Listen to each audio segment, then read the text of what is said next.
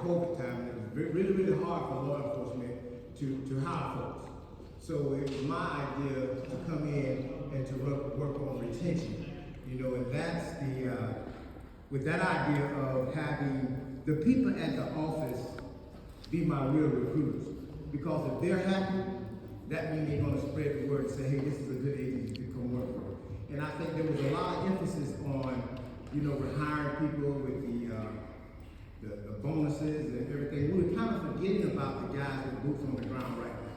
So it was causing a morale problem. So it was my idea initially to work on, retaining the officers that are there now. So those are going to be my best recruiters. And coming in the door, there was a problem with us moving on with our contract, because they had forgot about retention.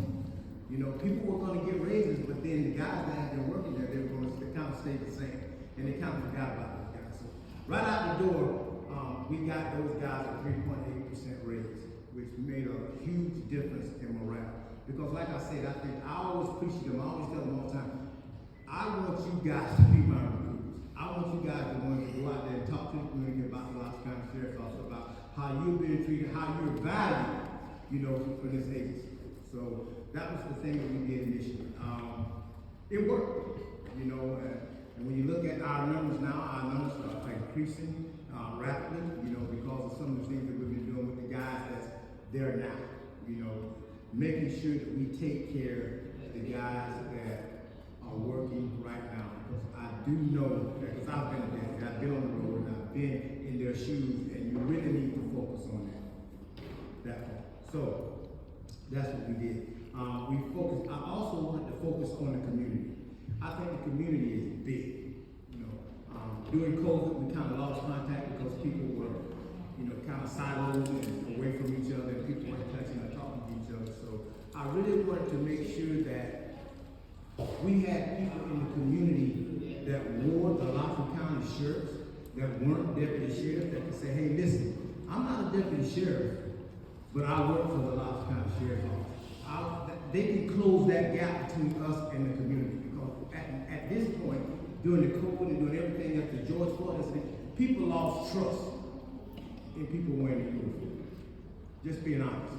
So I wanted to make sure that I really focused on bringing people in to work in the community, to touch every person in our community. I'm talking about from the west side to the east side to religion. I wanted to make sure that we could touch every person. That if they had an issue, they know how to reach out and make contact with somebody from law enforcement, because there was no trust. And that's hard. When you lose trust, it's hard to get it back. And I know you guys read about and heard about the George Floyd incident. It was nationally known. COVID, all of that. So we kind of lost touch with the community. So I really wanted to focus on community, and that's what we're doing. We've hired several people to work in the community. One is standing in the back right now, Katie. She's worked very hard in the community with different groups every single day, bridging that gap. We've been dealing with the immigration stuff, which is huge right now. So she's been really working hard to make sure that we reach out to our Hispanic community, make sure we are in contact with them, make sure we're keeping every person safe, to make sure they got the knowledge and information that they need to have to pass on to the group in the community, which is huge. So we've made an impact with that. So we're really, really working hard in the community. And the next thing is mental health.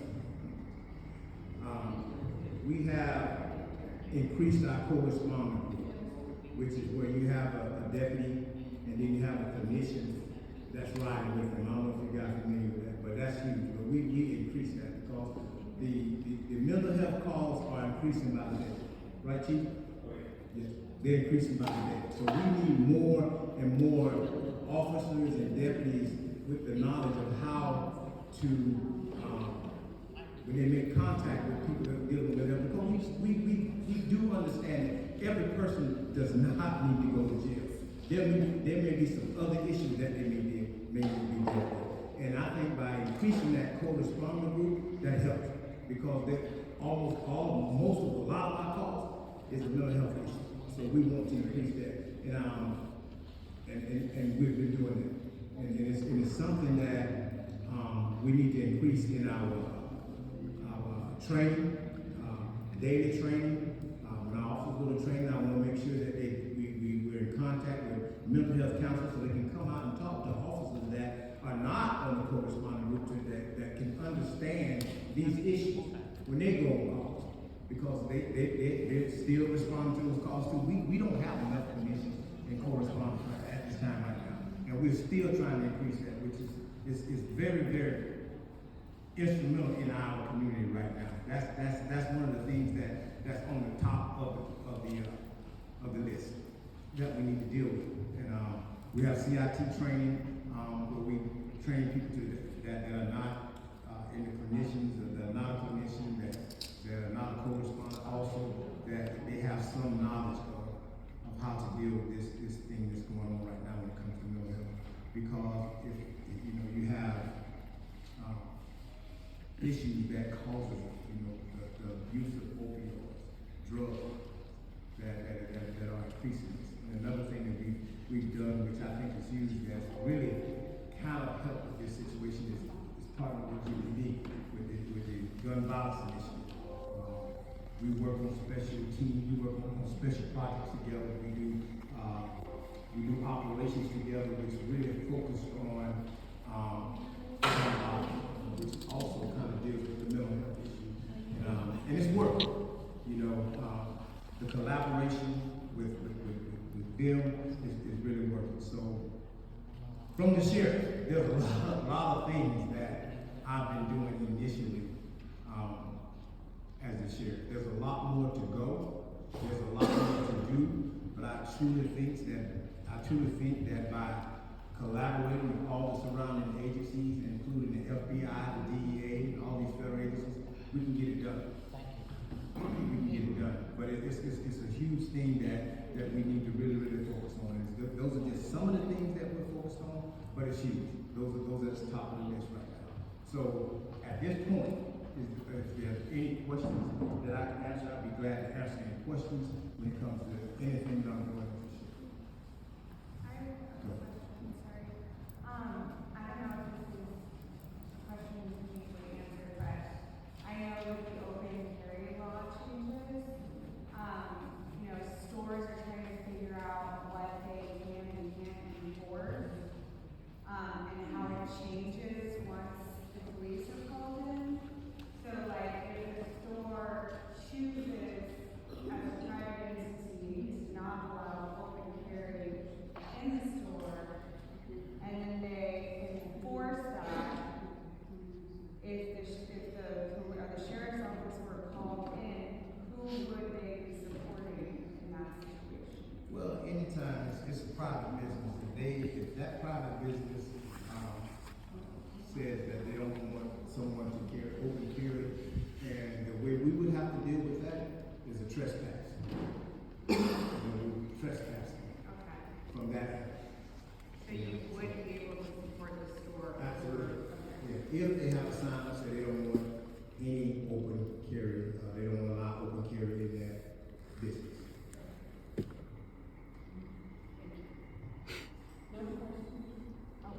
Yes, thank you very much. I just, to follow a little bit on this, you're saying that if they have a sign, so they have to have a sign, Yes. saying no open carry. Right. And if they follow you to enforce that, you treat it as a trespass. Correct.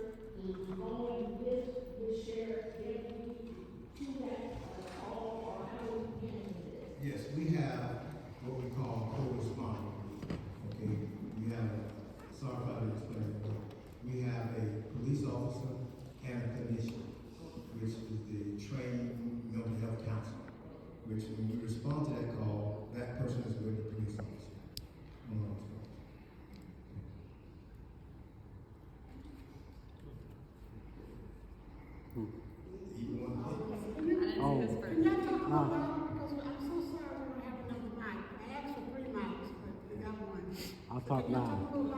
In what way are you implementing the state government's mandate for you to support ICE? Well, what we're doing at the sheriff's office, we follow the instructions of the FSA and our general counsel. There are certain laws that. Florida Sheriff's Association. She Florida asked, what's that? Can you go up front so people can hear you? Yeah. Florida Sheriff's Association, we follow, of course, you know, there was a law that was passed that all law enforcement must, support, the president's new laws when it comes to immigration. If not, you would stand a chance to get removed. So what we done, our general counsel has done, we consult with the FSA as far as the Florida Sheriff's Association, as far as the things that we should do, which is we had to create warrant service officers in the jail, designated investigative officers in the department, and basically follow the law. So anything that's been discussed or anything that's been passed by law, the FSA keep us very in tune on what that is. We have probably once a month a meeting. Follow up. Are you willing to risk removal when you see them doing something excessively brutal or ignoring credentials? Here's why I'm not willing to risk removal, because if I get removed, the president's gonna put who he want in there. And that is, so what? Okay, if I get removed from office, which is probably what they would like to happen, the president will put exactly who he wants to be the sheriff. Yeah, so I have to, as the sheriff, be very conscious of the law at all times.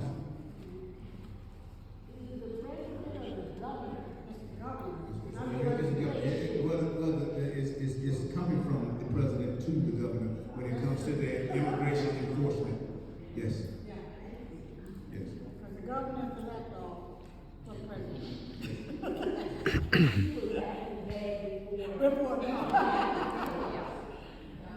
So we all have to follow. Another question, we got 2 more minutes. Okay. My question is, I hear you saying they follow the law, Yeah. but I think we can all agree the laws are not being followed for due process. So which laws are we following? The ones that are pushed down through the legislature. So not constitutional. Yes, sir. Right. Well, the laws, when it comes to, what the law that we're specifically talking about is the one that's concerning immigration. I understand. Okay, so to me, if I don't follow the law and I get removed, and I want you to. that's what I'm saying. So I think, to me, the loudest voice is the people out in the audience that can protect me. Yes. Going back to the mental health co-responders, I think some of the crisis center staff offer that, right? Are you all also employed in the sheriff's office, your own co-responder unit, your mental health clinician? We do. Okay, were you saying if you have more of a need for Yeah, that, we like have. open positions? We do. Okay. We do, but it's really hard to find a clinician right now. To the one that is sitting next to the police officer, it's really hard trying to fill that position. Yeah, but we've been doing some other things, increasing the pay and that sort of thing, to try to get more traction to that position. Okay, great. And how it's making a difference, that having, seen the impact of Sure. I'm from this community, and most of the time when we deal with a call like that, you create a database, which is a name recognition.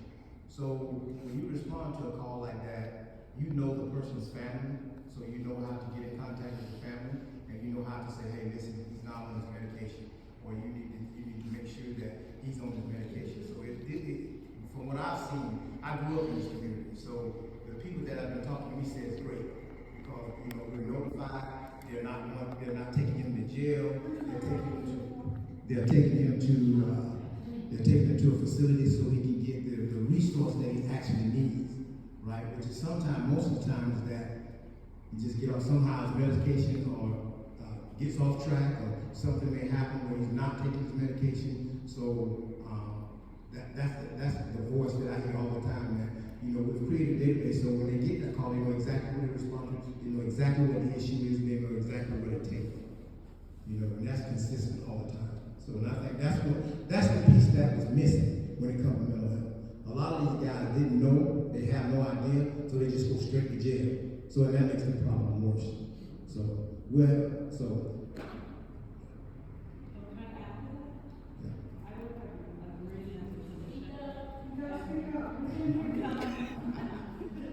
I work at Meridian as a clinician, and I work with the courts, mental health court, veterans court,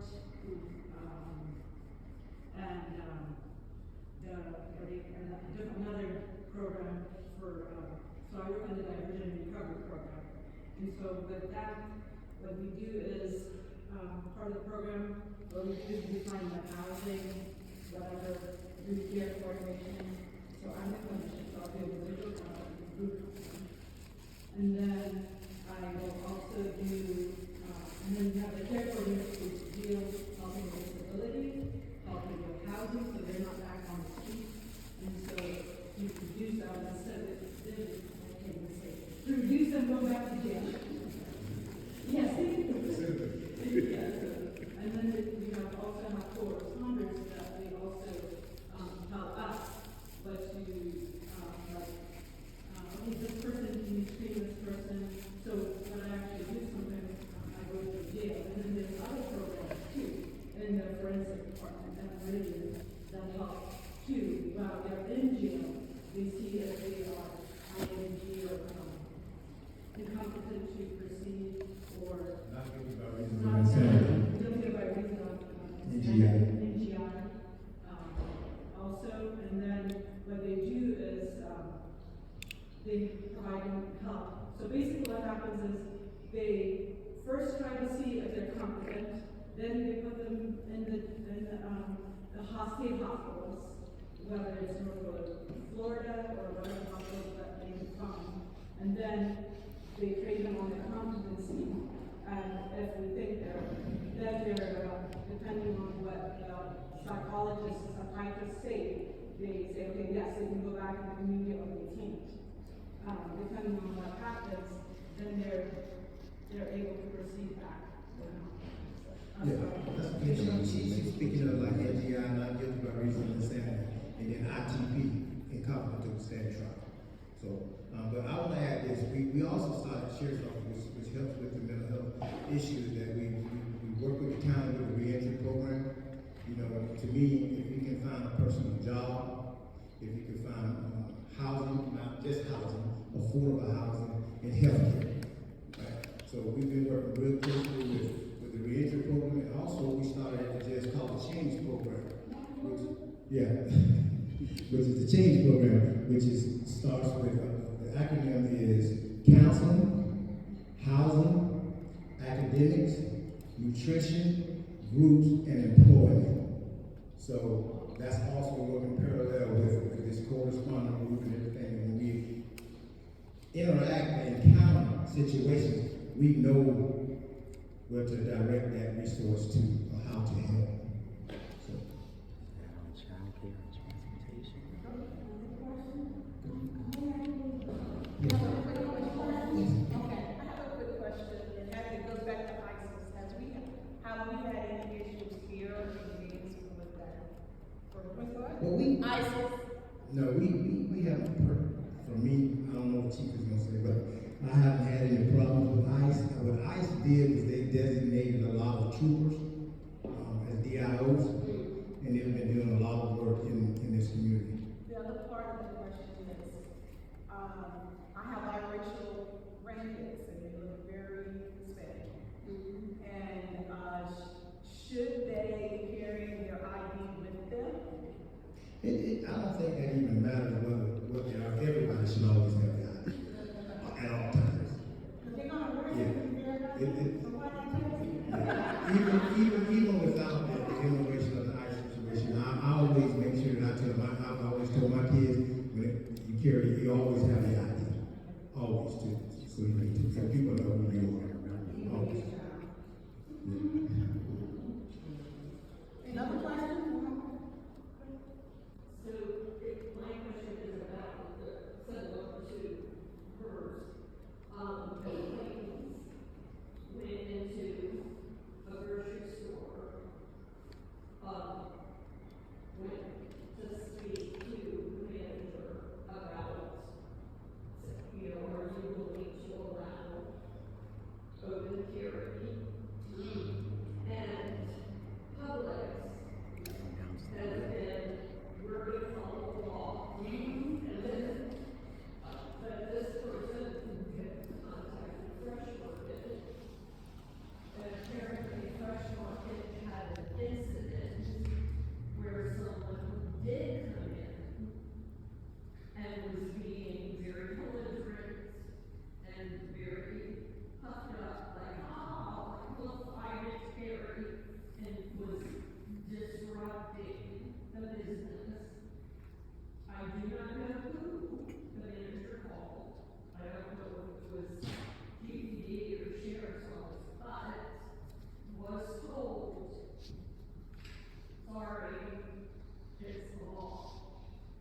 And what I'm heartened to hear from you directly, and I'm really hearing this from GPD as well, what you said about if they post a sign that says, no, you may not bring a weapon. With elections coming up, when I worked elections last year, there's a sign at the precinct, you may not bring a weapon into that area. I'm personally afraid of guns. I'm not trained. You all are trained. I trust you with guns. I don't trust Joe Diggett, Wade and Ranford having unarmed weapons. Florida. So, if they have a sign that they call somebody. I think as a police officer, when you respond to a call, I mean, we're there to keep it safe and keep peace.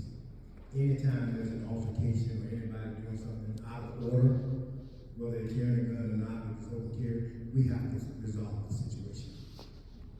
So, and these officers use discretion, deputies use discretion when they're out there and they're trained. So we rely on them to keep it safe and to keep peace.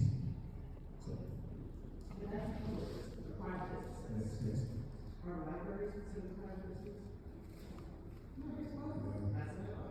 No. So at the end of the day, if elections at a library, and it's a public building, that sign up is gonna be squat. Right. I just want to be clear. Well, That's private business. It's a private building, and that's when that law counts. Right. Because in a private building, I don't care what the government is saying, you get to kick people out of it. So Your in, property. so in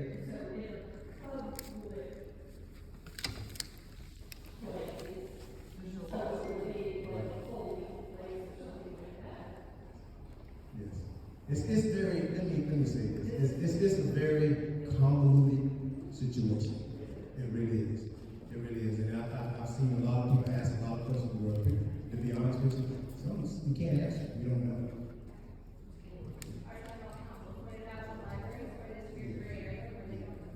Yeah. It's yeah.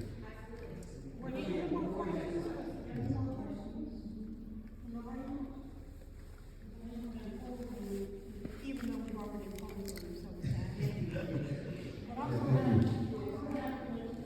Thank you.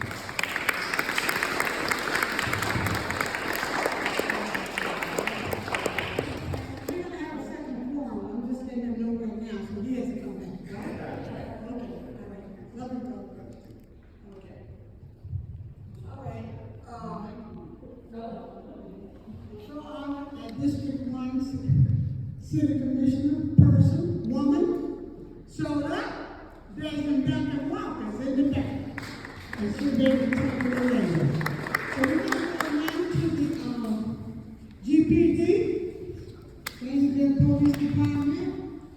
And we're going to bring up Chief Nelson Moyer. And after Chief speaks, we have Major Frank Kirby. And I want to thank you, brother, for coming to our community meeting. And sometimes, it moves slowly and sometimes it moves, but he's always there. He always gives us the right report. And when he miss something, people live over in Florence, we don't miss anything. So we always bring him back. He said, we got to need another report. He's always available to us. I really appreciate you being here. You mind if can y'all hear me?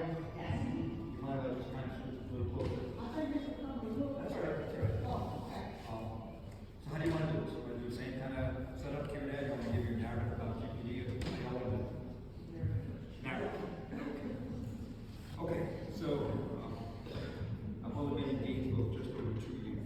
I'm not from here.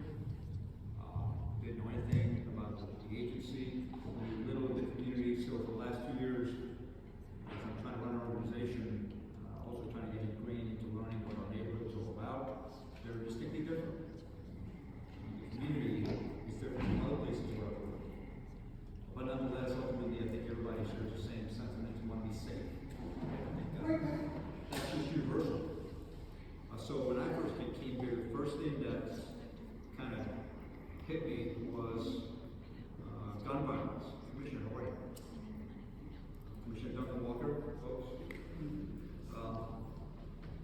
Gun violence was a theme that had taken over. We had some acute incidents, some homicides, all that in fact led this commissioner to lead an initiative to declare gun violence a public health epidemic. And so all hands on deck to try to reduce this issue. And that's what I came through the doors to get hit with. And so not only the GPD's, same as the Sheriff's Office, High Springs, every agency here, the community, they all came together. And ever since then, it's been a slow progression downward, just a trickle downwards. We're in a much better place today than we were just a year ago, certainly 2 years ago. There was a, what do you want to call that, Commissioner? There was a symposium, what was the name of it? What do you call it? It was called the Gun Violence Summit. Yes, ma'am.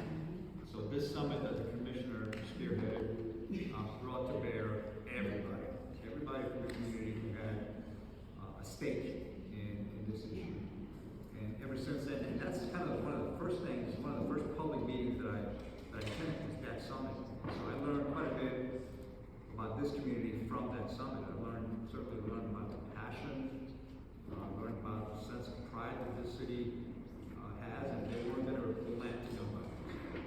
And so, of course, if I see that kind of love in the community, I'm going to bring everything to bear to meet that challenge, right? And so we're in a much better place. So aside from gun violence, the issue of retention and recruiting. You heard the sheriff speak of it. That same issue plagued us when I first got into office. Out of an agency that's 280 sworn officers, we were down to 62. And as you can do the math, that is a significant number of your workforce that is not serving. So everything that was here was getting worked extra hard.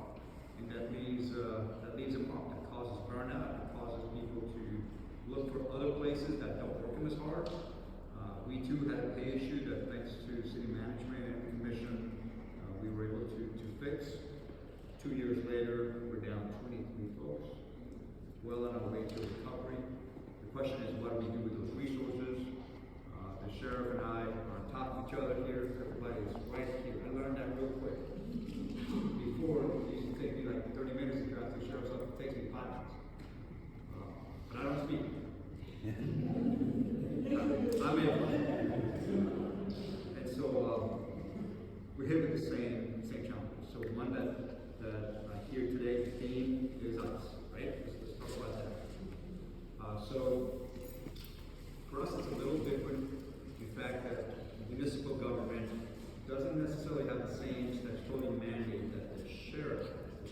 certain mandates statutorily that he or she must bring to bear. For example, is what happens when an undocumented person arrives at the jail.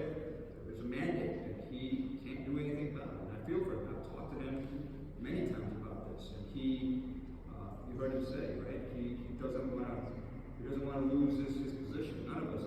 It's uncomfortable. For us, there's this document called the 287G. Have y'all heard about it? 287G is a state mandate. I'll say that, I'll use that word for now loosely, mandate. It is an agreement between the federal government through the state, through the governor's office, down to the municipalities, and certainly the sheriff's offices.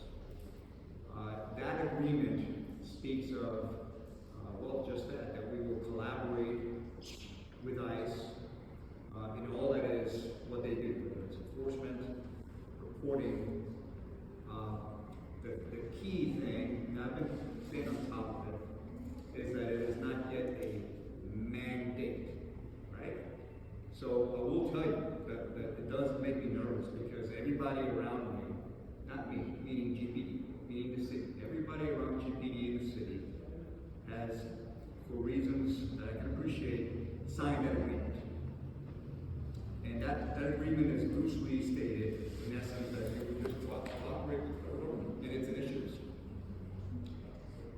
Well, because I don't yet have a clear picture, I've been foregoing signature for now a year. Well, I appreciate that, but I will tell you that I don't want to call it a news, but that pressure is mounting. And I will tell you that it is just a matter of time before that agreement is absolutely imposed, right? And what's scary about that is that it also speaks now.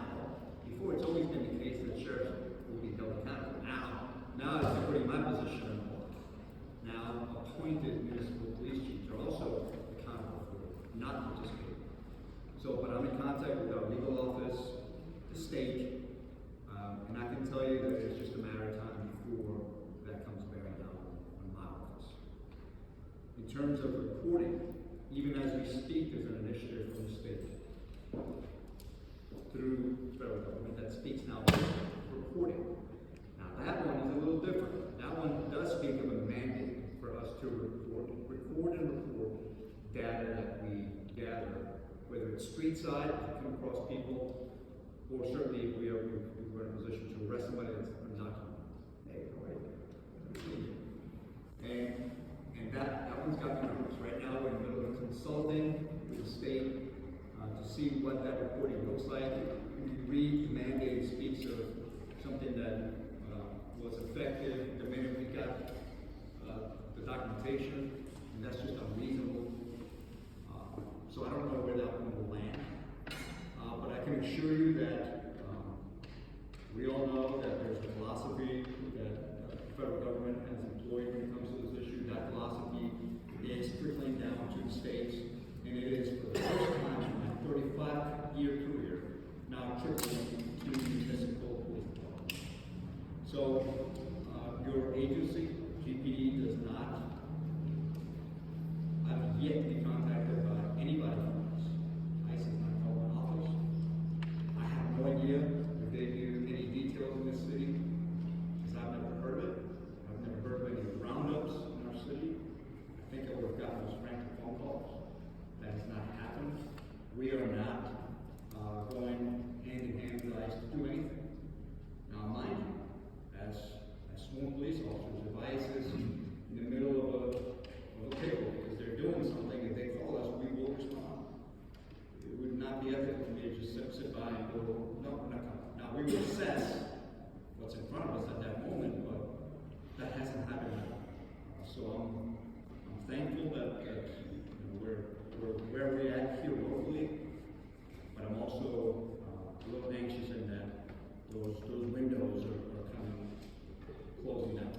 So, any questions? So that being said, I will say that I think we had one young man who unfortunately was arrested. I think this one made the news about 6 months ago. He was arrested because he had been stopped numerous times for driving without license, an unregistered vehicle. The officer, like he would any other case, for his discretion, took the gentleman in custody. Even when you watch the body cam footage, the officer clearly has no true understanding of what was to happen. If you hear the officer talking to the young man, he's telling him, look, when you get out, you just can't be driving. Little did he know that, of course, when an undocumented person arrives at the jail, it triggers a process that the sheriff had touched on. And that young man ended up being taken to a facility in Jacksonville, subsequently back to South that young man was deported. That young man, he was deported. So, but that said, I'll answer any questions.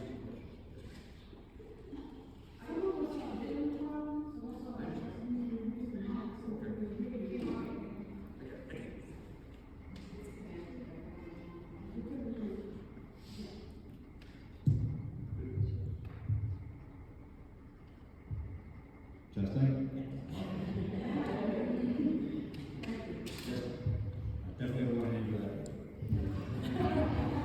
So, Mike, I guess the question or comment is, you may not have been driving with anything because highway patrol would go to work, and they were pulling people, and you're targeting landscaping, because they were drums and things like that, and they are trafficking. So that ICE technically, may not be roaming around or everything like in the city, but MHP is definitely driving person to person. You know, I would think there's something going on because yes, FHP is leading the way there, state agency. I would think that even if troopers were in neighborhoods or places of business or schools, that something would be said, it would be going up on social media. I would imagine, which we keep tabs on quite a bit. I haven't seen that, I'm not saying it isn't happening, what I'm saying thankfully is that I can tell you that we're disconnected from those things. Yeah. I'm sorry, I got here late, so if this has already been asked, I apologize, but I was wondering, is there any way to get numbers on how many people are arrested by ICE itself or by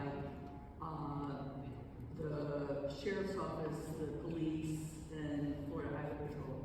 I read an article in the Alligator that said just the sheriff's office and the highway patrol picked up 28 in August and 28 in September, but I was just wondering where we can get numbers. Well, locally, it would be your county jail. So the sheriff would have that data. So if you want to file a public records request, feel free to do so. Even if ICE arrest them, will they go to the Alachua County Jail before they go off to some bad place? Not necessarily, no. No. No. So as far as you know, there's no way to get ICE numbers. I don't know if you want me to colonize to find out anything. What I'm trying to tell you in a very neutral way, is that I will follow federal law, I will follow state law, I will. But right now there's some unclarity as it relates to a mandate, quote unquote, to the municipal level. And because of that clarity, I need some more time to make assessments before I bring forward a policy. Yes, sir. So, let's go back to that earlier, because there's laws that are being passed now that don't serve all the Constitution. So, we're talking about. So I heard that question asked earlier, right? And I hope you bear with me as I give you this. Because the question is, there's lots of laws that are coming down that are, and I'm putting your statement on quotes. In the gray area. In the gray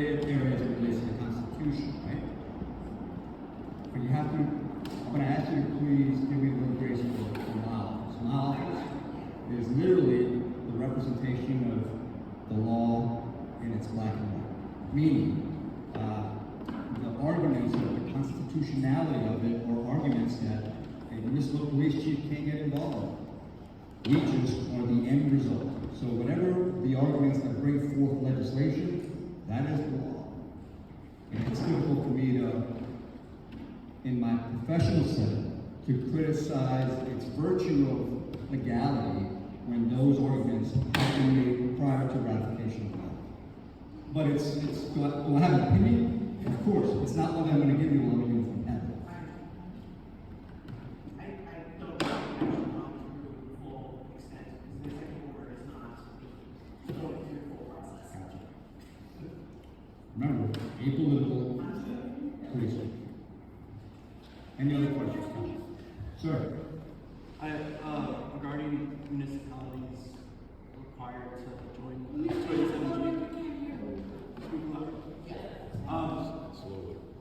so for you were talking about it's still in the gray area whether municipalities are required to join this ICE agreement. That's my interpretation. So I just wanted to share that there is a case going on in South Miami, the city of South Miami, where they were trying to figure out just this, whether municipalities, as the current law stands, are required to or not join an ICE agreement. And that case has been dismissed, but during the court hearings or court sessions, the state's own attorneys at several points declared no, cities are not required to join an agreement. They're just not allowed to proactively pass legislation saying that we will not join the agreement. Have you all met my attorney? That's exactly right. That's my interpretation as well. And as you know, as we talk, I try and stay on top of that as much as I can. And I'm very familiar with that legal battle down in Miami. And because of its ambiguity, my interpretation is, until you make me, I won't. But it's not over. Don't think that fight's over. Any other questions? Any other questions? Comments? Joe, come on with something. Let me get something going on in your brain back there. Joe Cole? Alligator in County and other places, that's still. I'm sorry, I missed this. Alligator Alley? Alligator Alley. To be honest with you, I don't know. For a while there, they shut it down because they had some stuff. I don't know the political one. She's asking whether Alligator Alcatraz, which is the holding facility for documented folks that get detained, whether that's still open or not. To be honest, I don't know. It is. I trust him. I believe Stop him. new intakes.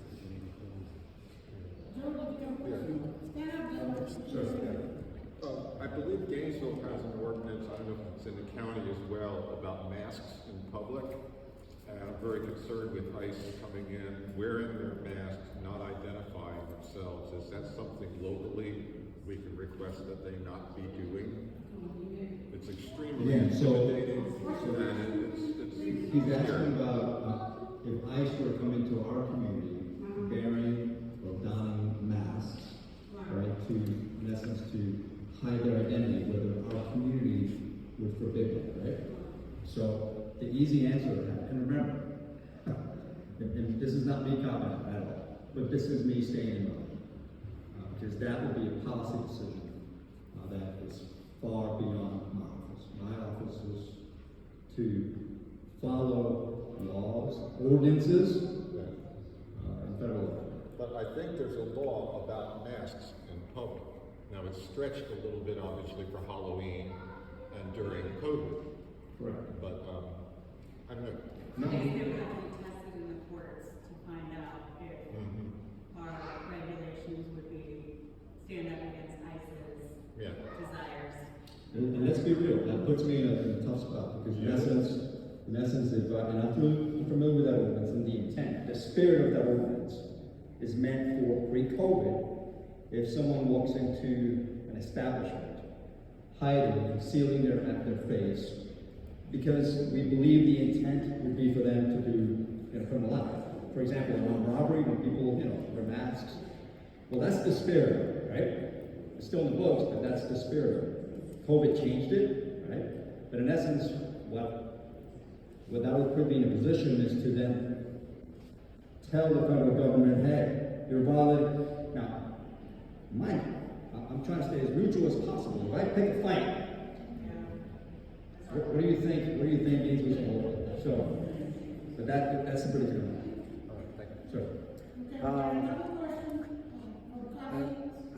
I feel that if a masked person with no agency insignia accosts me, that's just a rogue stranger, and I'm going to defend myself. Where do you think I stand legally then? Where I stand is I believe firmly that anybody who enforces the law, particularly operational, meaning street level, you go to put your hands on somebody for whatever reason, you better have number one, due authority, and number two, identification. So, and I'll give you an example of what that means here. Because we too have undercover units. We too have the masks that our undercover agents wear so that they're not identified from drug dealers, or people that bear firearms or deal in firearms. So I support that. However, if they were to take operational action against one of our citizens, okay, then you better be wearing a vest that says police, Gainesville Police, have your ID ready to go, because that is a part of our policy. Short of that, I would leave the person to make a judgment call on what actions to take next. It all kind of has to play itself out in courts, basically, because there are laws that are conflicting against each other. So that's where it's like people push it into courts, right? But it takes so damn long. I know, and where's the funding? So there has to be funding going towards those cases. So to wrap up, crime is much better now than it was not long ago. When it comes to immigration, we remain neutral while still following the law.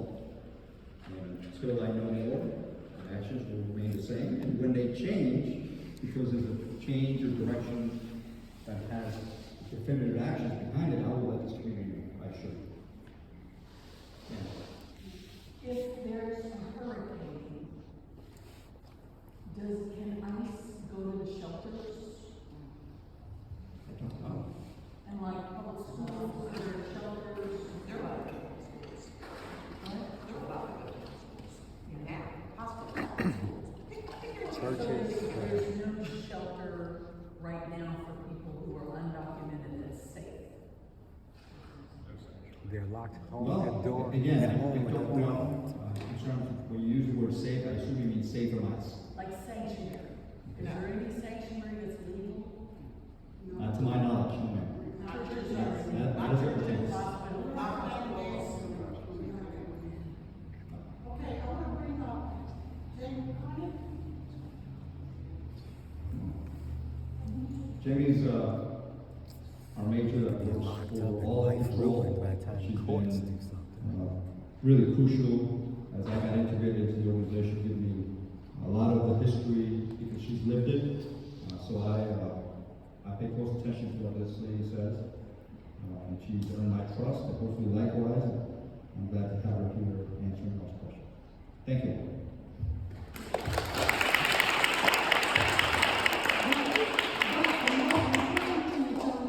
This is my friend. I met her when I moved back to Gainesville in 2012. My mom introduced me to Jamie Conant. And I was wondering why the black folks love this white woman so much, And I started asking, y'all love the popo? And y'all love the white woman popo? What's going on? So I took some time, maybe a year and a half, and observed her. And the things that she did over the course, we really do appreciate it. Because you were able to de-escalate a lot of incidents over there, with black folks, with innovative folks. You did a great job, and I'm so glad that you're major, and maybe one day you'll end up being our chief, and that would be a good thing. So, if you could say something a little bit more about the SWAT team that came over the pillars, and we had something in terms of the dogs, and the SWAT team came over, and she was there. She calmed me down, and she wants to talk about that experience because it was not good. You know, when you show up and knock out windows, and you know, she explained to me the role of SWAT team. And I have another thought, but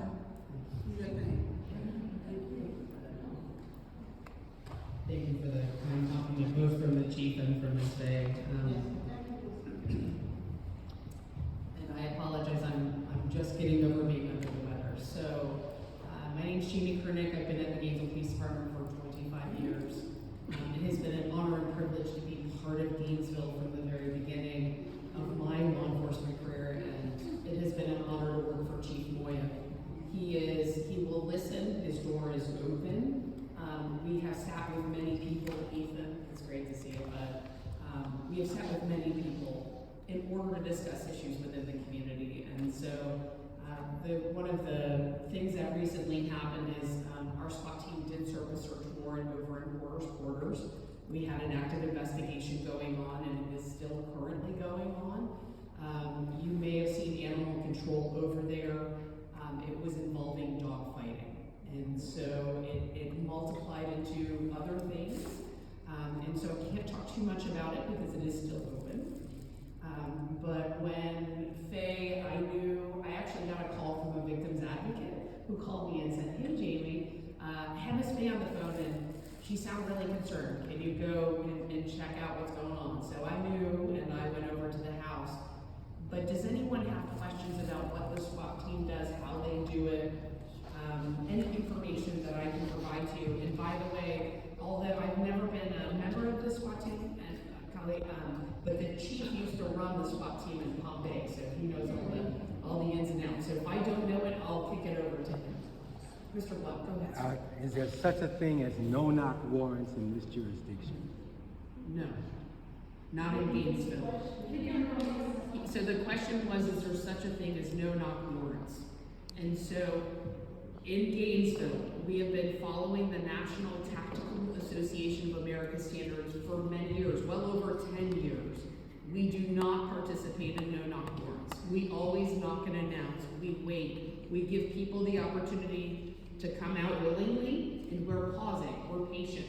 And our SWAT team is run by a 30-year member of our police department, Lieutenant Mike West. If he would be able to be here, I would have him here. But we follow the best practices. We make sure we give people the opportunity to surrender and come out, right? And so we're very loud, and I think that might have been one of the reasons Ms. Faye was a little startled, because we've got megaphones and all the things that need to happen in order to give people that opportunity. Best practices. Gainesville Police Department has always been best practices. How do we do this the right way? Taking in community feedback, listening, getting feedback. How did you feel about your experience? Did the officer come to you with a solution? And so for us, it's about customer service and problem solving. How do we solve the problems in coordination with everyone together? And I do believe in the historic time, I've been with GPD a long time, our violent crime right now is down 16% this year so far from January. It was down last year. And so what we saw last month, which I was so proud to present at one of our last meetings, is in September, we had 0 shots fired calls. Yeah. And in the longest time, I can't tell you, that hasn't ever happened. So, the police officers are working in collaboration with the community, in collaboration with Impact GMV over at the Gainesville Fire Rescue. They have a paramedicine program. But I am really proud of our co-responder program. I know the sheriff talked about it, and I will tell you what our co-responder program is. We were the first in the county to have one. We have the most teams. We actually have 4 teams. That means a police officer is paired with a mental health clinician. We divert a lot of people from going to jail. We divert a lot of people from going to the ER. We get them mental health services. We reduce our calls for service that other officers have to go to. And I will tell you, if you know anyone that's a clinician in the community, we're starving for new clinicians. We had one actually leave us, another one went to another jurisdiction. So if you know any mental health clinicians that are interested in pairing with a police officer and doing boots on the ground work in the community, we need them. And so we partner with Meridian Behavioral Health and they work together. Other than that, I mean, there's tons I could talk about, and I don't want to take the time from the lieutenant here from High Springs. Does anyone have any questions for me, or anything that I can answer that maybe the chief? Sure. I was just gonna ask if you, when you call out the instructions with the megaphone, Sure. do you translate to Spanish also? When you arrest people, do you have a translator if needed? So I would have to ask that question of the team. I don't think if there is no indication that the individuals that we are, that we are at the house for necessitate that, then the answer would probably be no. We do have translators. I know Ethan and we worked on an initiative called the Gainesville Immigrant Neighborhood Initiative that he's still running, and we worked on it for the city. And what our goal was to do was, if you call the police and you speak Egyptian or Urdu or Hindi or you name a language, I have a translator who can actually take the call from service for you if English is not your first language. And so that's 24 hours a day, 7 days a week. We did that first. And what I will tell you is, as we integrated that in the police department, I have all of our forms in 7 different languages. According to census, it's the #1 top 7 languages in the city of Gainesville. So if you don't speak English and you want a Miranda form, I have it in Spanish for you. I even have it in Mandarin. I've got it in Vietnamese. These are languages that are very common in our community. And it is about how does Gainesville, when I talked about customer service, how does Gainesville provide better service to the community? And if we have people from all over the world because of UF, and we recognize that, and I'll tell you how we started this initiative. It actually was Ethan and Robin Louie came to the city of Gainesville and asked us to be better. And so we took that as a serious initiative and have implemented it. We had it at GPD, but I helped get the rest of the city on board with us. And so it's important that when we do communicate that we have someone that actually speaks the dialect. And what I have learned is there are many different dialects of many different languages. And so it's finding the right person. And so we're still working, and I can tell you it is, we did a year check on how many times in a year somebody spoke a different language when they called comm center. How many times? You remember, Ethan? You remember what the number was? Between all the ages, it was close to 900 times. So you think about, this was a few years ago. I'm giving you statistics from about 4 years ago, but just to give you an idea. So we are about serving the public, and how do we do that? Yes, sir. Does your program with languages in the city serve the county as well, or can there be a liaison to the county if they have a situation with language? So the nice part about the communication center is the county and the city and GFR and ACFR, all of our public service entities are on the same communication center. So it's all of us together, and they provide that service as part of being a communication center. One of the other things that I recently had a conversation with a student, because they were like, listen, I don't want to call, like, I'm scared to call 911. I'm like, you can text 911 if you have an issue. And they were like, what? And I go, yeah, you don't want to call? You can text. And you can text your problem to them, and they will respond to you. So the nice part about having the communication center together is that they're all in one house, right? And so it's very easy for them to disseminate information and get the services needed. So I do know there is a county liaison for the program. The city has a liaison. His name is John. I don't think anyone could mess that one up, right, Commissioner? And so he's our liaison within the city. And then there's another young lady, and her last name is Garcia, and she is the county's immigrant liaison, right? Ethan, I don't know her formal title. What's her formal title? Language access specialist and immigrant. Yes. Inclusion, yes. Absolutely. It's a long Only because I wrote it. Yes, ma'am. Thank you, Ethan. But my question is, this is random, but there's so much level of divisiveness online. A lot of the activists that I know are not experiencing the threats with regularity.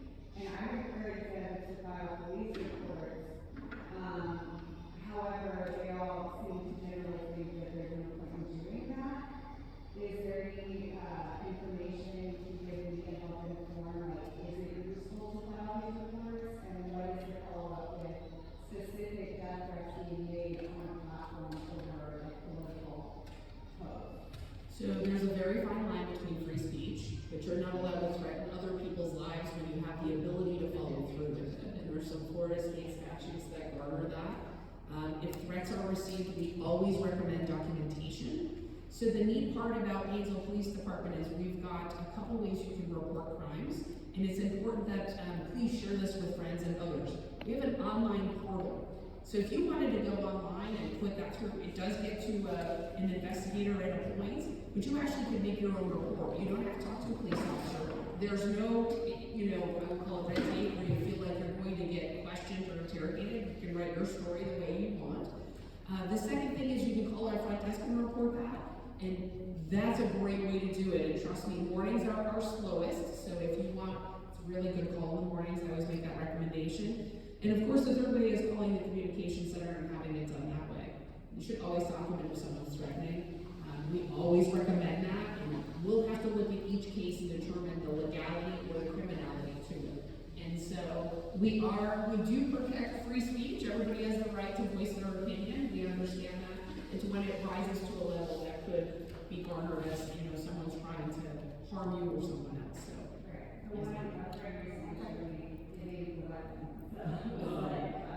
Yes. And if there's ever a question, just call us and the officers will know. Right? And so if that's an easy way is to get the information we have it. I just want to say thank you for your time. I don't know how I got up here with all these very accomplished gentlemen. And so the one thing I just want to say is thank you for all being here and giving us the opportunity. And we have crime watches all across the city. We have an organization where we go out and talk to people all the time. Please come. Please come out and see other neighborhoods too, because they're fun. This is one of the best attended meetings we've been to in a long time. But with open carry, the laws are changing all the time. So stay informed. So we have a crime watch over in Porter's Quarters. We have a community watch. We don't call ours crime watch, we call it community watch. So, and that's a good thing. Okay, we got one more speaker. One more from the,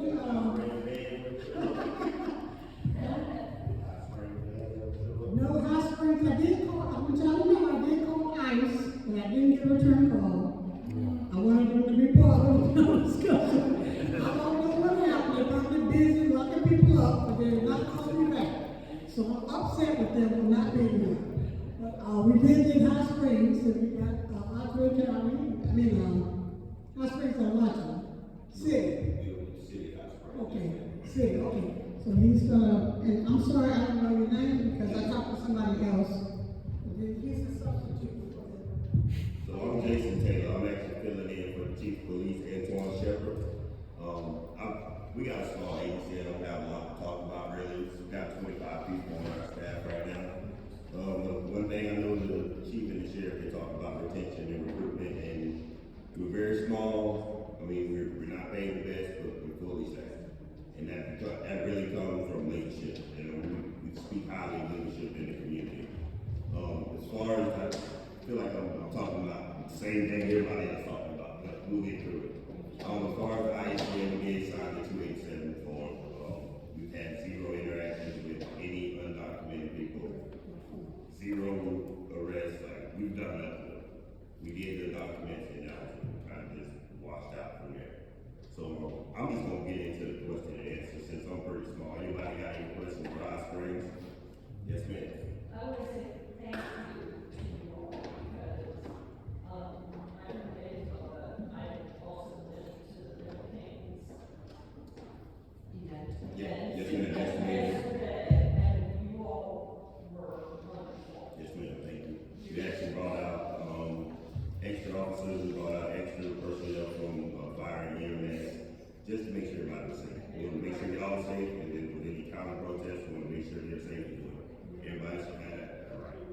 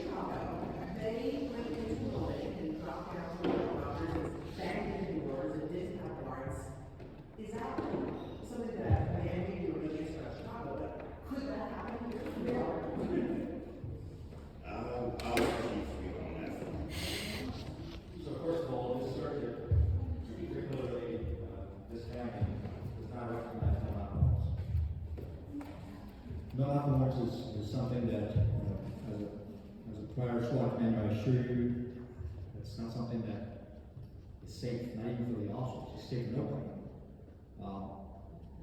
So currently, there is no stipulation locally for anybody to bring forth an affidavit requesting a no-knock service. Furthermore, for us, and I assume for everybody here, there's a system, there's a process to get a warrant from inception to service. That system calls for levels of approval and review. So even if some craziness would happen, if someone trying to go rogue and serve something without announcement, that would be caught at least 4 to 5 levels. So, plus it's not part of our policy. It's against our policy. So we're good, but that's not something that we see here. Now, are there places still in this country that have like exceptions for no-knock services? Yeah. So they must have that exception in Chicago. I don't know. Yeah.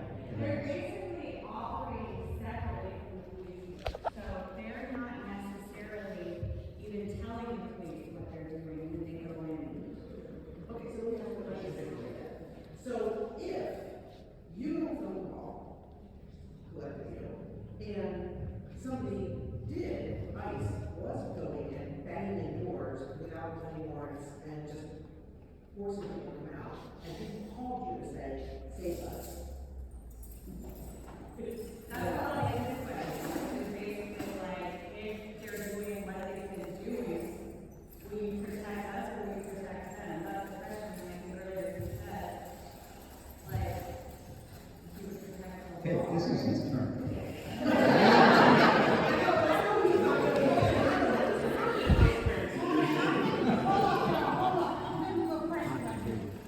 Because I'm gonna do that. So hard. You do this? Yeah, okay. We're good. I'm just kind of picking out my. Okay, we have to be out of this room at 4 o'clock. Okay? So that's the pressure coming from the library. We messed up, because we could have done this earlier, but we couldn't do it. So we have to be out of this room, okay, at 4 o'clock, okay? So we got Sahara, and we got somebody, Moms Men Action. She's coming, she got 10 minutes to speak about Moms Men Action, one of our favorite groups. So we're not gonna leave out Moms Men Action. So that's, so think about what you're asking, okay? And let them answer instead of the back of the thing. Okay, great. You good? So there's certain things, there's something called mutual aid, right? Mutual aid is when one agency requests assistance from another, obviously. It happens from local to local, state to local, federal to local. I've been involved in all of them. In order for mutual aid to be invoked, oftentimes that involves pre-planning and pre-briefing of situations. It's not as simple as something happening in our city, and all of a sudden we want to help, and I'm just going to blindly show up and do what. In fact, I start to say that even training between those collaborating agencies must happen before we help each other out. Hence why me and the sheriff help each other out. Me and this group help each other out because there's mutual training done, and you compare policy, you compare law. So we're good. The federal government, since I've been government, has never asked for mutual aid, short of a pre-briefing, short of certain meetings that take place. And I've done that with DEA, FBI, Secret Service, never us. Now, is that to say that it won't happen? Is that to say that they won't call and yell and scream in the radio because something's happening? I guess that's remotely possible. What we would be more apt to do is grab positions of the perimeter to ensure that the community surrounding that spot is safe from anything wrong. That's the best answer I can give you because there are circumstances that I'm sure are so egregious that would put us in a very bad spot. That's the best I can do. Just being real with you. I appreciate that. I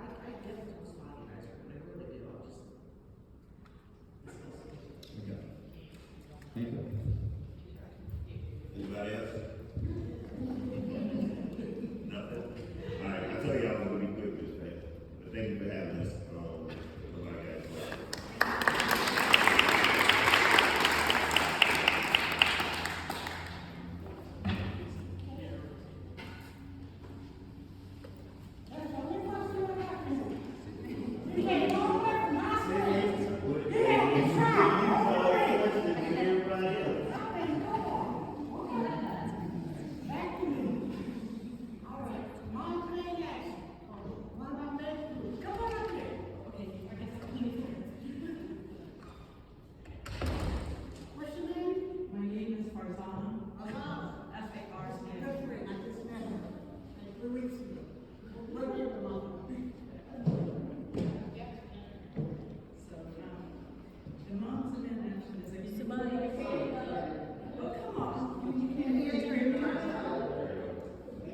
Can you hear me? Testing?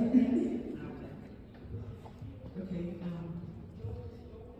yeah, I'm a part of the Moms Demand Action. It's a national group, and we have a local chapter. Within some of our most important people that are involved in the group have moved, so, you know, I'd like to encourage you guys to be a part of it. I left a paper over there with the pen, where the pen is. If you want to write your name and email address, you can get more information. So every day, 125 people in America are killed with guns. The gun homicide rate in the U.S. is 26 times higher than that of other developed countries.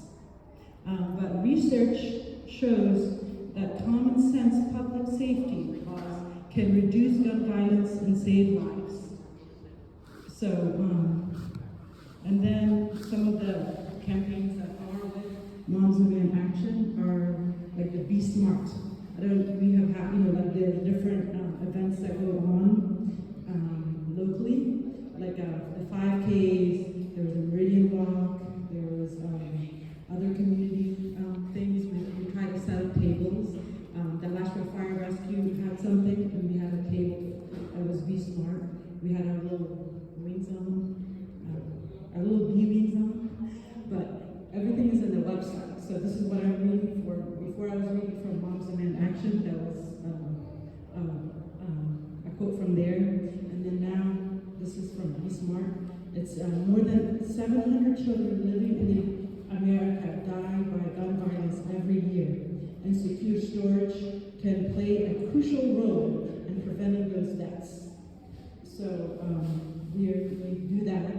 And then there's also other Moms Demand Action, different things like we went to the legislators in Tallahassee, and we talked to different legislators to try to pass different laws that are, so we're not against having guns. We are for advocating for gun safety. So like at our tables, we'll have the gun locks available to anybody who needs them. And then we'll have, for children, like we'll have a little game, and then they spin it, and then they get like a candy, you know, like those smart candies, you know, from Halloween as a child. And they love those. They're like, oh, and then they love like playing with the wheel. So, and then we ask them a question, young kids or adults too. So, and there, you can just put Be Smart and it'll come up if you want more information. So, some of the things on that page are, how can I get more information on bringing Be Smart presentation to my local area? So, thousands of smart volunteers are available to share presentations and resources to local communities. Contact us or text SMART, S-M-A-R-T, to 64433 to get in touch. So if you want to, be a part of that, or just write your name down, and we'll invite you to our local meetings, or you can look up to see for Moms Demand Action for local meetings as well, to be a part of it, and try to see what we can do in your community. And as we try to find out different things like this, and we speak about it, and then we come together and have meetings, and we try to do something in the meetings. Like, for example, one meeting, we just wrote out like voter registration registration cards, and we sent them to like a lot of people in the mail. And I think that was helpful because some people might not know, okay, local elections at this time, or, you know, for gun violence, you know, we recommend this person for you to, you know, vote for this person instead of that person. And I think that's all important because sometimes you don't know unless you experience it. Like, I work at Meridian, I didn't know some of those stuff was going on in the courts. Now I know. But, you know, unless you are educate yourself, you can't, you don't know. Some of our tables, like when I have it, for the Moms of Men Action, some people, they're like, oh, no, yeah, so died because of gun violence. Yes, my son was in the other room when somebody got shot. Or, you know, it comes in our hearts, and it's hard. Because my own uncle, he died because of police. He got shot by the police, and he was in a community with somebody who, in Gainesville, like 2012. He was with somebody in the ARC community living there. But, you know, I wish, sometimes it goes in my head, like, I wish there was other resources available like there is now with like the co-responders. Maybe something like that would have happened. You know, maybe he wouldn't have, that what happened would have happened. But, you know, that's like one case for me. But I'd like to read this one poem from Everytown Survivors Network that I got through there. That's another like chapter, and you can do support groups through there. Some of the support groups, I'll talk about that after I read this. Grief changes us. The pain sculpts us into someone who understands more deeply, hurts more often, appreciates more quickly, cries more easily, hopes more desperately, loves more openly, and is an author, unknown author. So, you know, if you have somebody who has died from gun violence, or who you're a part of it, like if you go to Everytown Survivors Network, you can have one of their support groups. It's 8 weeks program. The first part of the program, they do like a presentation, and then after that, you go into peer support groups and you talk. So they have like healing after trauma, bereaved parents, survivors of suicide, wounded survivors, and all violence survivors. And then they also have like a one-to-one survivors connect, so you can talk to somebody personally one-on-one. You know, there's different things, resources available. So, you know, educate yourself through, you know, everything. And I think as a social worker myself, I have my master's in social work, but working on my license. But like, I think like we all as a community have to grow together and learn and educate ourselves for every little thing, whether it's gun violence, whether it's about, you know, the ISIS, whether it's about all the different laws.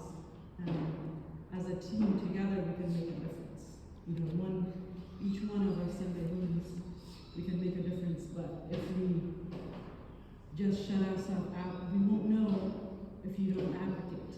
If you don't tell us, like I always say, if you don't tell us what is going through your mind, is going through your heart, we're not gonna know, and we're not gonna be able to help you. You know, yeah, this weekend I had like one of my clients call me. Actually took my work phone home, and I picked it up and just said, you know, well, come back Monday. I can't help you, but if you call 988, text it, they can help you. Or if you, and then I gave you the local 188 number for, you know, emergency help. So, but you have to know those numbers. If you don't know them, then you can't get the help that you need, or share it with somebody else too. So if you want me to give you information about Moms of Men Action, you know, come to the next meeting, you can just write your email down. You know, we do need more people involved in that too. So thank you. I appreciate you guys. Thank you for having me.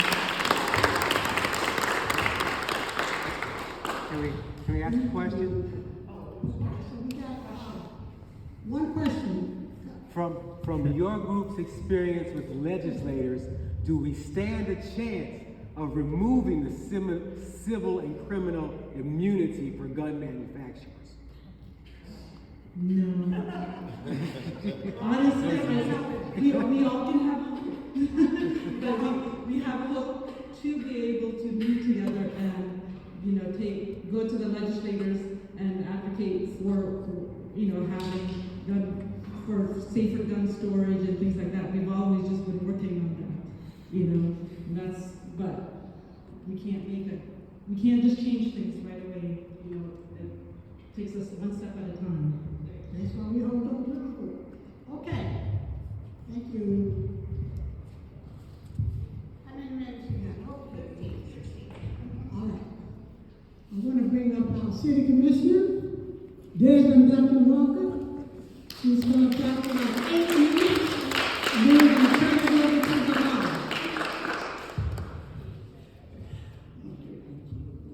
Thank you, Ms. Faye, and thank you to everybody for being out. I won't even be up here 8 minutes, Ms. Faye, if that's okay with you, because I do know that you have Dr. Zahara Simmons, who we want to make sure that we give some honor and some time here too as well.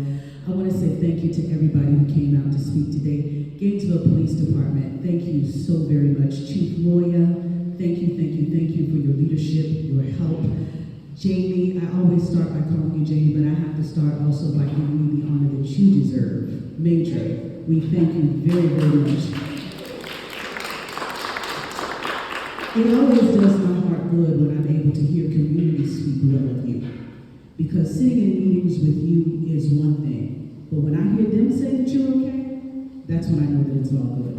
Thank you very, very much. When I say thank you, I believe that the sheriff has left us, but also to High Springs, thank you very much for being here. It's also a joy to hear folks say that you all are doing great work. I'm standing on every shoulder that's in this room. I'm greatly appreciative of your support.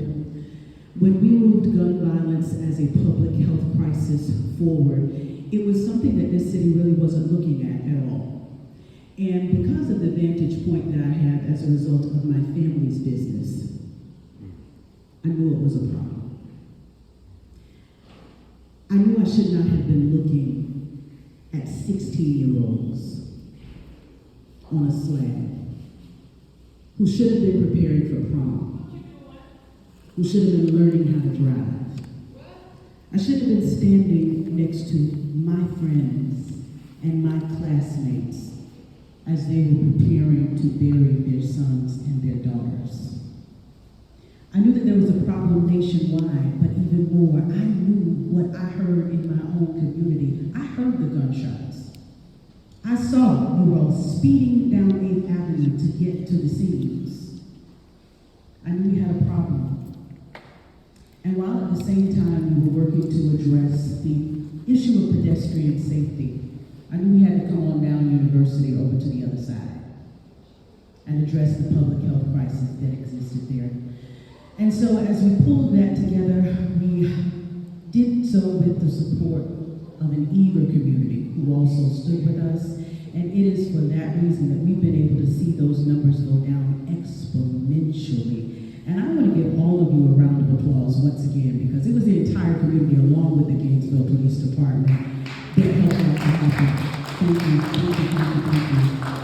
We do realize that our work is not done and we cannot get comfortable because things may not always be this way. I think that the young people that I have always been very vocal about us making sure that we center in all of this have to continue to be at the center of all of this. We're addressing gun violence as a public health crisis, and of course that includes everything. It is homicide, it is suicide, it is domestic violence, it's everything. But where we were really hurting was with our young people. And that was why I took the position that I took, with centering them and making sure that they help us to lead this effort. We now have an office. Are any of the people aware of the office that we have, Impact GNV, and where it is? Only coming? Well, that's a problem, so we've got to do a better job with that. But please know that we have an office that is dedicated to this work, and it is open to you. We have one of the individuals that works out of that office, Byron, is here with us. And there are a number of individuals who are there, ready, waiting, eager to hear from you, who want to work with you. Please, when you get the opportunity, stop by. We are continuing to move the work forward, and all I can say is that there is room at the table for you. I look forward to hearing from you. I do, Ms. Faye, want to take just a moment to mention something other than gun violence here, because this is something that we've had a recent conversation at the commission about. The public sleeping ordinance is something that the commission is being forced to deal with. And because it is something that we are being forced to deal with, I have taken the position that it is important to hear from our neighbors. And so that's a decision that we will not make alone. There is a conversation that I am convening, I believe it's next week, with some neighbors. I would love it if anyone interested would please show up, because we are going to be limited, I mean really limited, in some of what we can do. But what I want you all to do, to the extent that you desire, is to at least help us craft the language. Where there is leeway, we need to hear from you. Is that okay? So how you can do that, you can reach out to my office, let my EA know you want to be a part of that meeting, and we'll make sure that there's room at that table for you. Okay? There are already a couple of people. Anybody know Kimber from the CMC? Okay, Kimber's going to be a part of that meeting. She's bringing some people, but I want to also make sure that I extend the invitation to you as well. Okay? I'm going to conclude with my comments, but I thank you so much. And let's give it up for Ms. Faye, who always pulls together great conversations. We thank you, Ms. Faye, for always. She keeps us on task, she holds us accountable, but she always keeps us informed and makes sure that we convene on the important issues. And I thank you for that, my sister.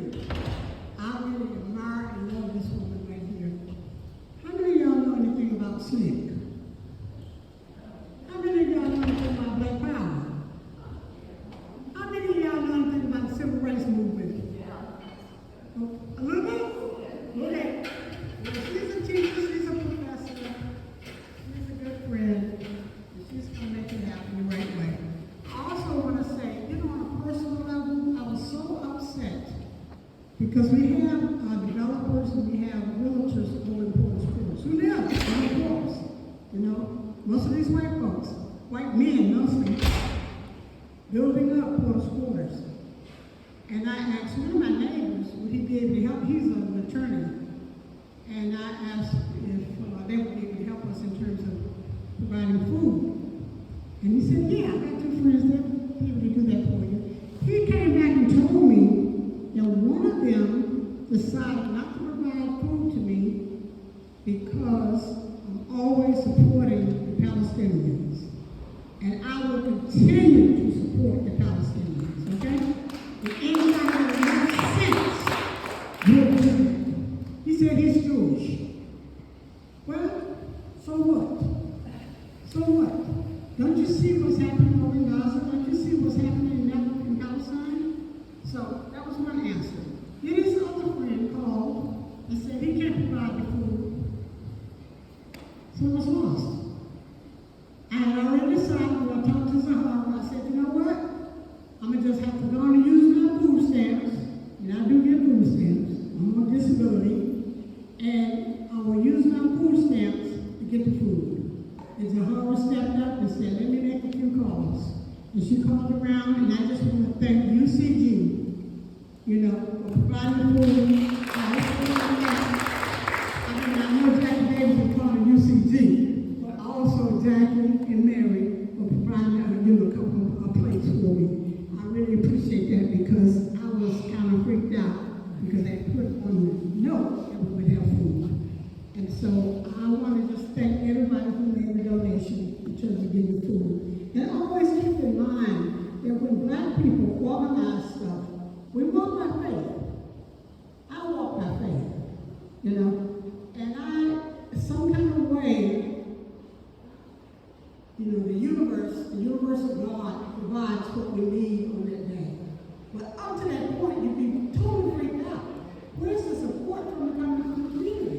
Because we had organized this 3 months ago, 3 weeks ago. So we knew that the No King's Day was going to happen, but we expected more. And I know that we had the homecoming. I didn't realize it was a homecoming weekend, so we lost a few folks. So I'm just so happy that we have people like Zahara and Jack Davis and other people in our community who really lift us up when we need that. And the other thing, Joe, get the iguana, because I'm looking at it right now. Can you pass out the iguana? Oh, Joe, I'm saying Joe. Okay. Carl, you can do it. If you have not subscribed to the iguana, please take a copy and take a subscription for this newsletter right here. Because we need this newsletter. You know? So we need this. This is the social justice newsletter right here. And we can protect this. We need this, okay?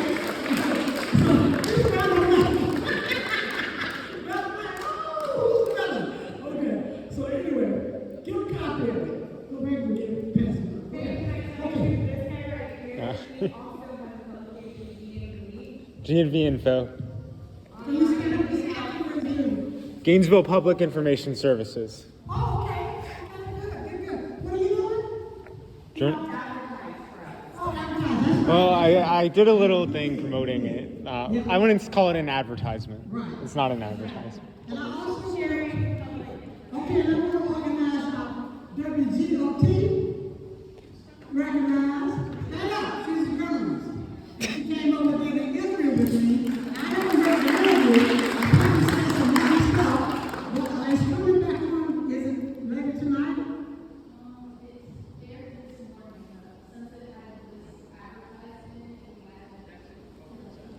Oh, give me okay.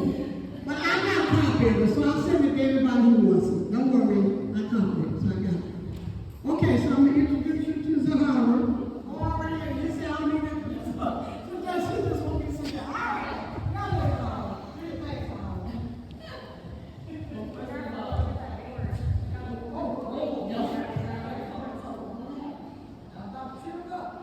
Thanks,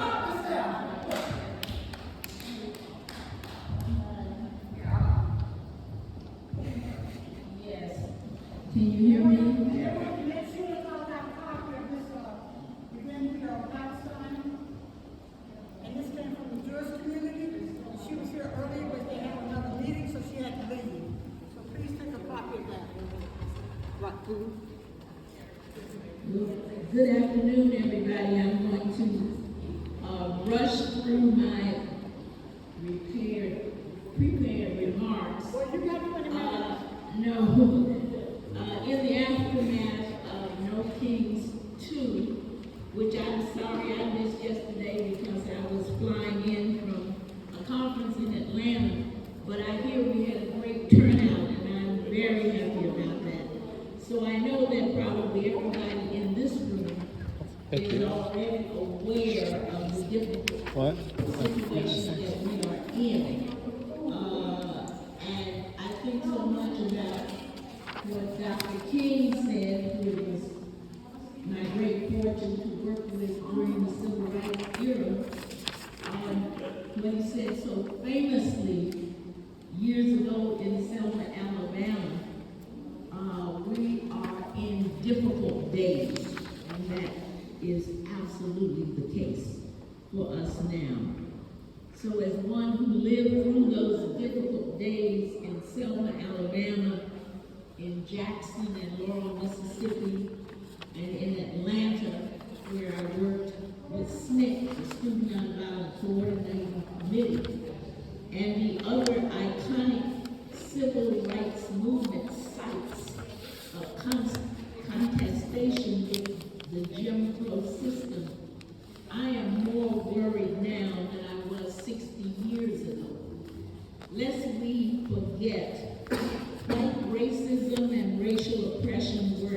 endemic to the whole of the U.S.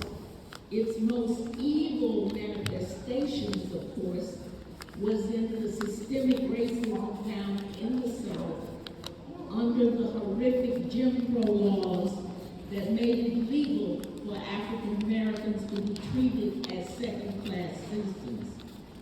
You will recall, those of you old enough and you younger people hopefully know, that our civil rights movement was a protest and an appeal to the federal government to overthrow those laws and to make the southern governments and police officials adhere to the U.S. Constitution and the Bill of Rights. Today, it is the federal government itself, in collaboration with state governments like the one here in Florida, that are flagrantly and abusively overturning our rights as enshrined in the U.S. Constitution and the Bill of Rights. There is no higher government authority for us to turn to. We must turn to ourselves to stop the erosion of our democratic, constitutional, and First Amendment rights. And of course, we are pushing back. No Kings 1 and 2 and the other mass protests that we have organized since Trump took office, and the growing coalition of groups organizing these visible protests are a great beginning. But we must do more. We must organize a big tent movement made up of all of us who are the targets of this administration. Now, I'm very clear that black folk are on the front line of those being targeted. Whenever President Trump says he is going after criminals, thugs, riffraff in D.C., L.A., Chicago, and Memphis, he means black people. Yes, it started with these ICE public spectacles of rounding up immigrants, all of whom were mainly Latinos, Asians, Caribbeans, and Africans. The real goal is to make America unabashedly under white rule again. They want to delete the numbers of people of color in this country. Their cruel displays of anti-immigrant enforcement is to scare the hell out of all of us and to stop more immigrants from coming to the United States. And we are watching this, I know, hopefully in horror and disbelief, and we are bound and determined that we're going to stop it. We must, they use this whole thing he does, that he's going to stamp out crime in these mainly Democratic-controlled cities that have significant minority populations. So it's a ruse about crime, stopping crime. And of course there is crime. We've heard here that it has decreased tremendously, and in all the cities that he is targeting, it has also decreased. But if he really wanted, and it's not just one person, but he's the representative of a systemic attack on all of our rights, we have to investigate why there is the kind of crime we have had in many of our cities and why there are gangs. If we really want to stop it, you need programs that eliminate poverty, that eliminate homelessness, lack of training opportunities for skilled, high-paying jobs, big increases in the minimum wage so that it is a living wage. We don't need mass soldiers working when they are with our police forces, and I'm very happy to have heard what we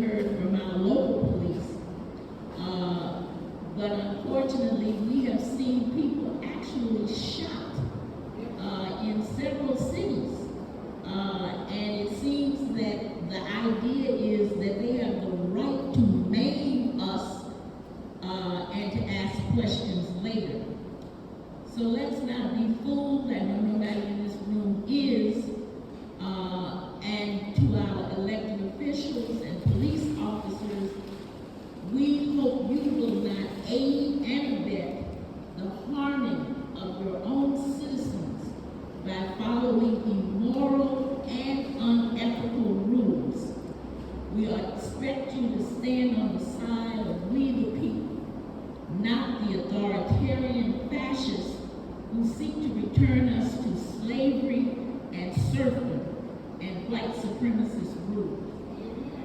Now I want to just touch on a couple of things. I hope everybody is watching that the Trump administration is supporting the further gutting of the Voting Rights Act of 1965. And hopefully you all know that we got the Voting Rights Act as a result of the Civil Rights Movement. So people died in jail, I was one of them, beaten, dragged around, and put in prison for fighting for our right to vote. What's happening now is that they're trying to, it looks like they will, get rid of Section 2 of the Voting Rights Act. And if they do, Democrats will lose around 12 seats in the U.S. House of Representatives, and they want to do this, of course, before the 2026 elections. If you haven't been paying a lot of attention, this case, which is comes out of Louisiana, the 6th Congressional District, it was brought by a group of white voters, the state of Louisiana, and the Trump administration. They argue, quote, race-based redistricting is fundamentally contrary to the Constitution. They claim that it requires, quote, striking enough members of the majority race, they mean whites, to sufficiently diminish their voting strength, and it requires drawing in enough members of a minority group to sufficiently augment their voting strength. So they're trying to claim that this is reverse racial discrimination. If the court rules in the plaintiff's favor, this will come on top of the Supreme Court's devastating blow in the 2013 Shelby County versus Holder case, which, as hopefully you know, invalidated the coverage formula used to determine which states were subject to Section 5, which was a pre-clearance requirement. This struck down the provision that states like Mississippi, Alabama, Arkansas, and others, they had to get federal approval before they could make any changes in the voting policy. This has been struck down as of 2013. Immediately, these states rushed to change their voting policy. So in summary, the current U.S. government administration and many of our state governments are working to undermine Black and other minority groups' voting rights. So Make America Great Again really means make America under complete white rule again. We are in a fight for our lives, and we had better act like it, not organizing the largest movement we can that will address not only protests, which are important, but we must deal with voting rights, we must move voter education, we must get people out to the polls, and of course, they are trying to undermine what we can do at the polls. So that's something that we absolutely must be focused upon. And of course, if the Supreme Court, as is expected, passes the rule that Section 2, meaning you cannot have special districts made for minority people, so that you will have more people in our state governments and our federal government who represent Black people. The last thing I was asked to do was to talk about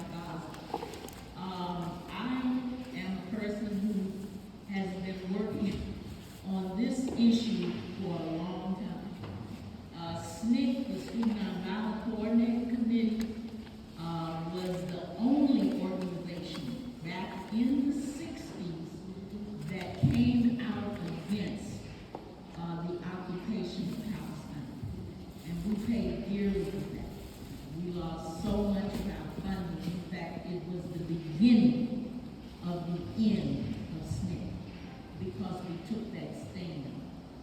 Hopefully you are very aware that Gaza has suffered 2 years of devastation in an Israeli-engineered genocide that has shocked the conscience of the world.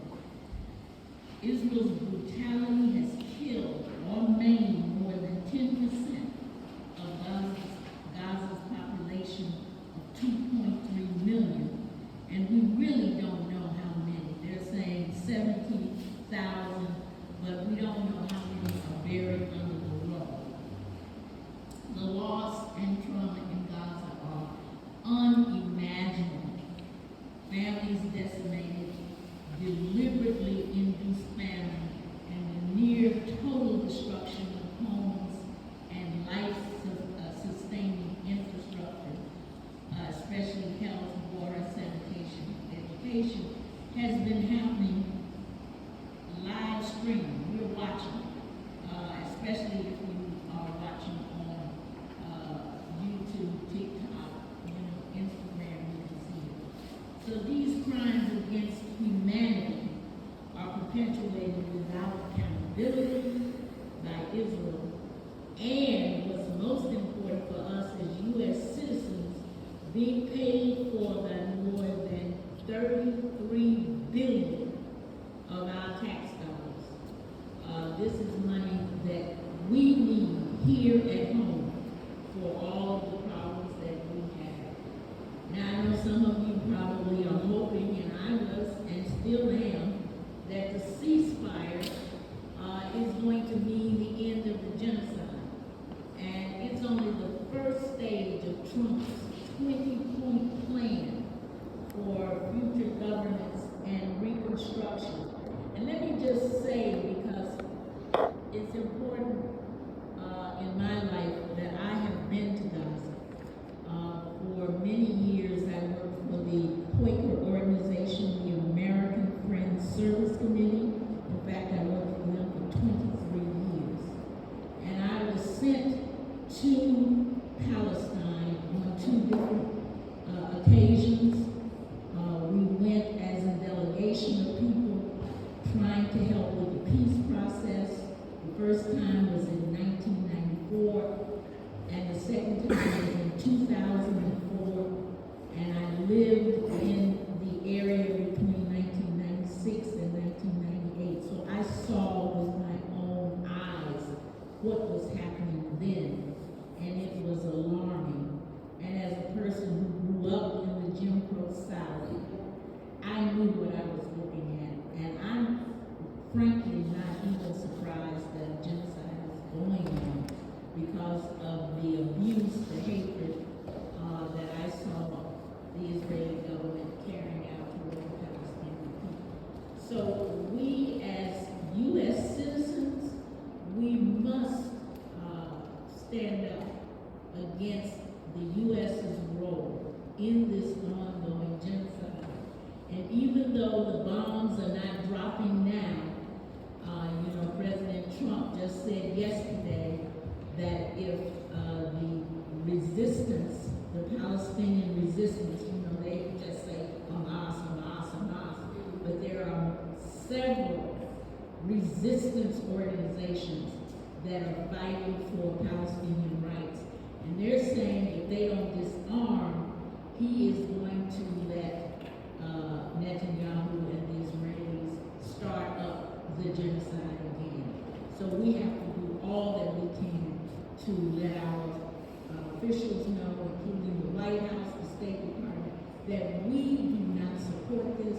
We do not want our money going toward the genocide of the people who are trying to get their human rights and to live under their own rules in their own land. So thank you.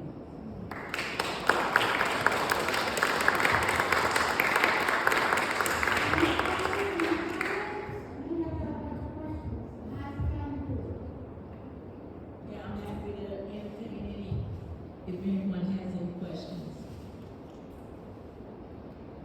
Comments are appreciated also.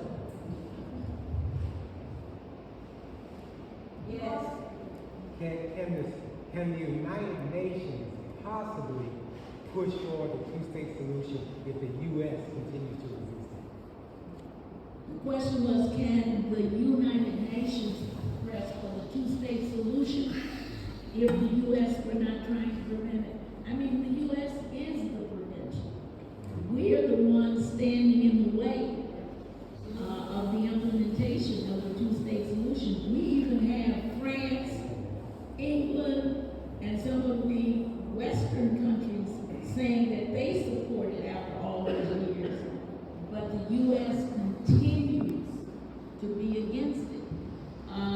The United Nations, under something called United for Peace, could send in a militarized force to protect the Palestinians.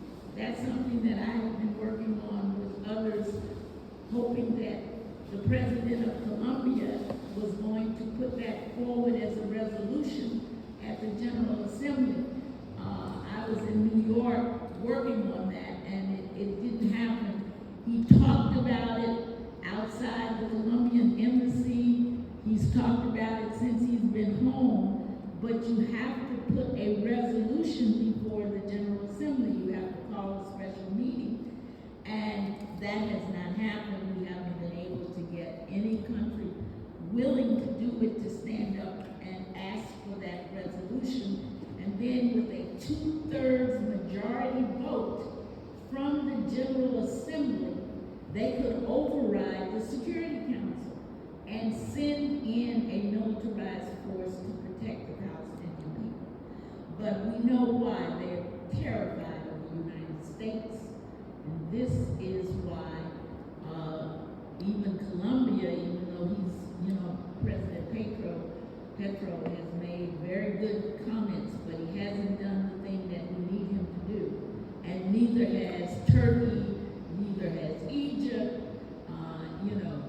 They talk a good game, but to actually put it on the agenda of the GA and have a vote, we haven't been able to get that. So that's probably why Trump is attacking President Petro. Oh yeah, we think that the whole reason that this so-called ceasefire plan was hurriedly put into place was because this idea of this resolution going before the GA, which with a 2/3 vote can override the Security Council, they don't want that to happen. So now everybody is waiting for this ceasefire to pay off, and we've lost the support we had gotten previous to President Trump's ceasefire plan.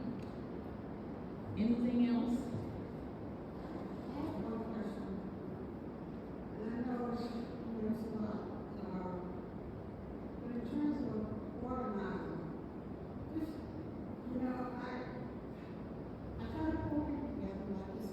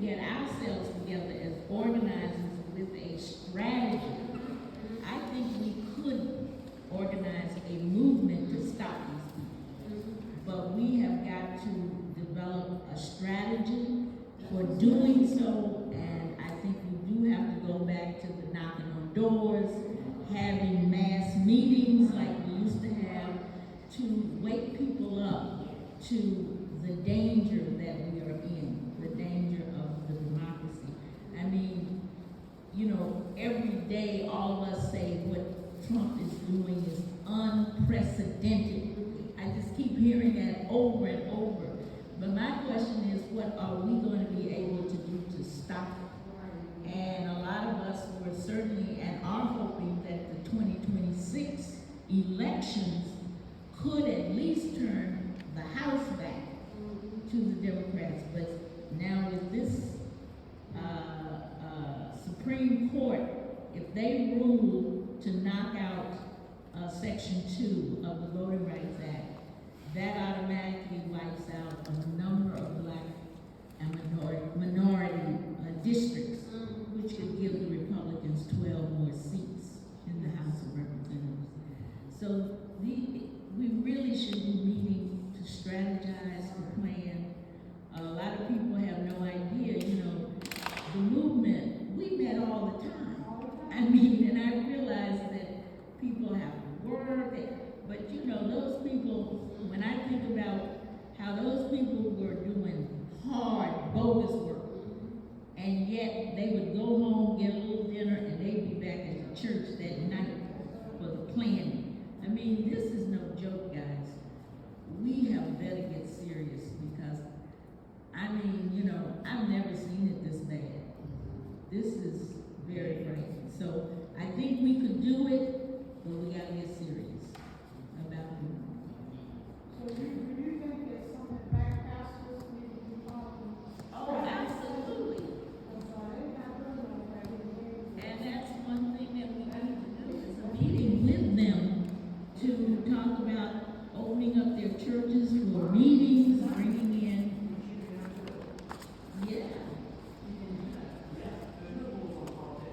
Oh my God, it can happen. I mean, and of course, one thing that's happening under Trump is we're seeing that is, while black people are clearly being targeted, everybody, white, black, Asian, Latino, I mean, we're all targeted. Anybody that goes against what Trump is doing and his minions, we're all targeted. And so we better organize, and thank you for having meetings like this. I hope it's the beginning of many. Thank you.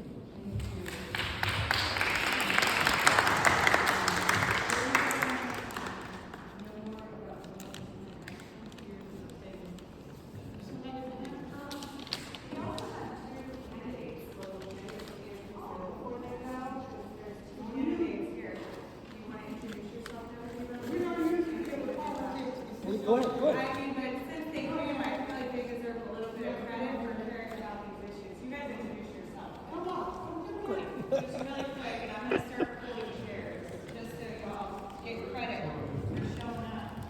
Good afternoon, everybody. My name is Malik Moore, and I'm a candidate for Florida House District 21. So I'm proud to be here. Thank you, Ms. Faye, for putting this together. And I'm just glad to be here.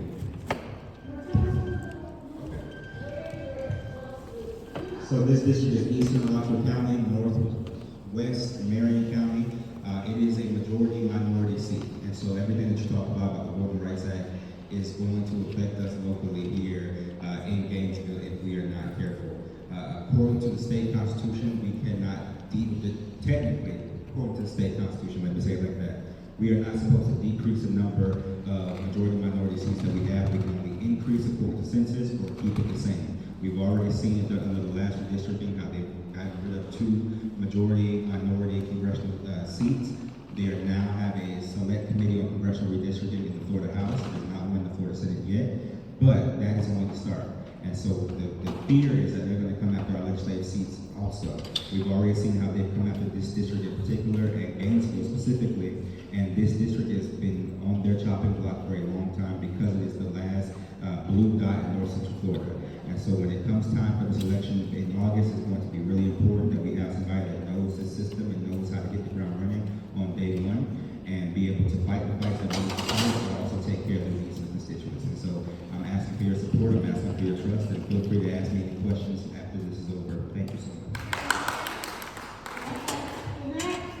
Malik Moore.